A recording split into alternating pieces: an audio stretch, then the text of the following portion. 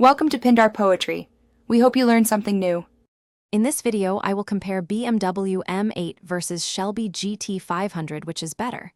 We'll examine acceleration, chassis feel, interior quality, and everyday usability so you can decide. I will point out who benefits most from each car, discuss costs to own, and highlight where each car shines on road and track. Stick with me for a clear, practical comparison that helps you pick the right performance coupe.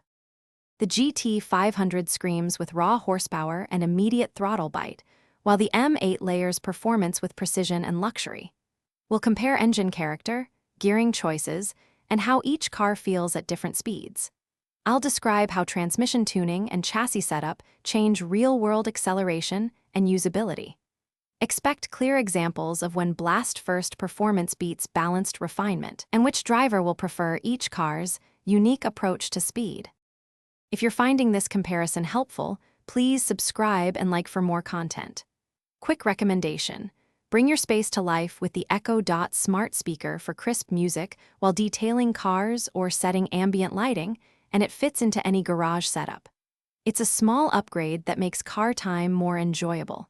Check the description for the link and other deals, and now let's get back to the video. Handling differences matter.